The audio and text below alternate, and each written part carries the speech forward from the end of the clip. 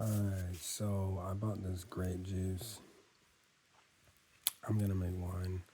And so I'm making this video to teach people how to make wine with grape juice with using nothing.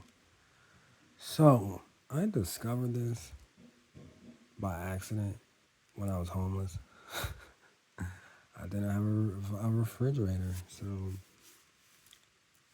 I had grape juice and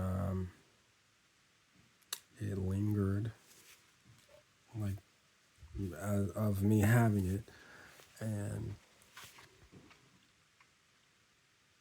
it was making wine.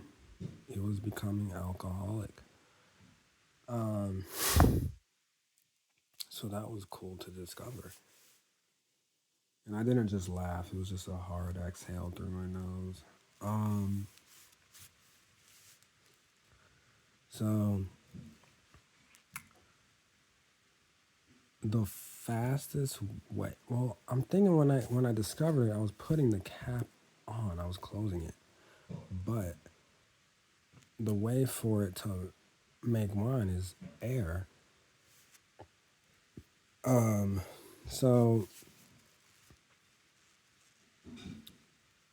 yeah, I'm remembering it like it just lingered on in my tent. I was living in a tent in the woods. But I was closing it. But the longevity of having it after it was open made it make wine.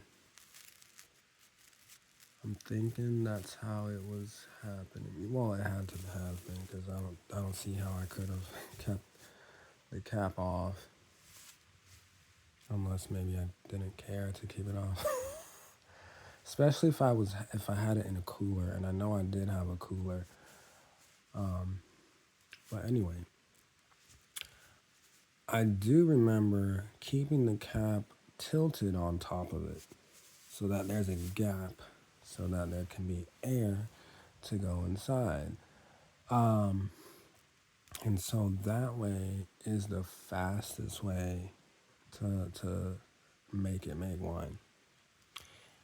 And things will form on top, like,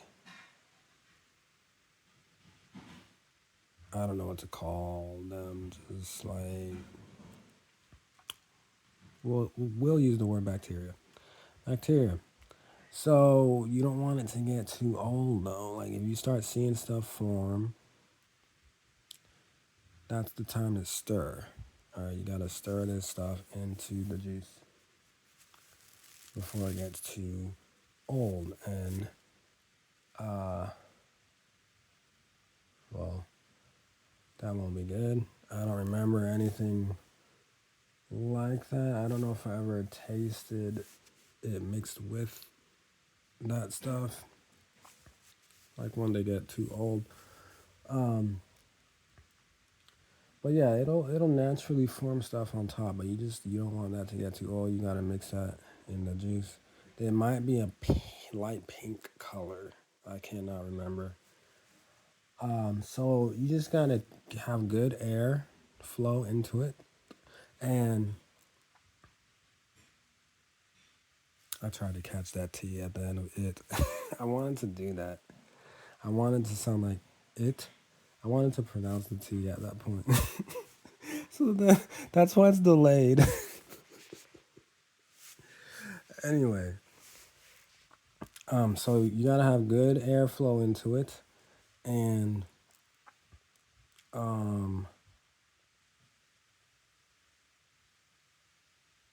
stir the stuff that can form on top. It's the greatest tasting wine I've ever tasted because it's a new wine. It's fresh. It's not super aged. Anyway, also, when I had just repeated, you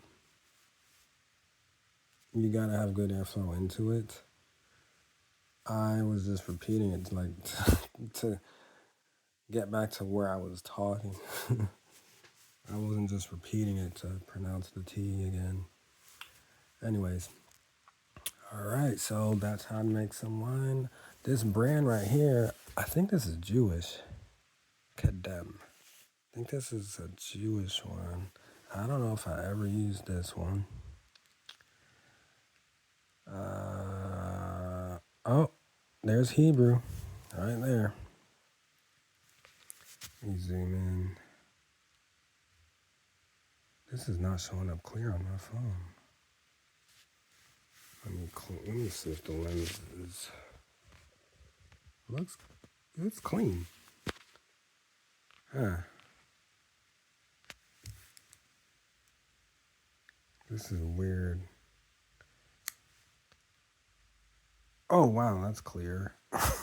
All right. Well, there it is. There's the Hebrew. Oh, it says it right there. Under the supervision of the Union of Orthodox Jewish Congregations of America. That's weird. When I'm in this level of it, it's not clear.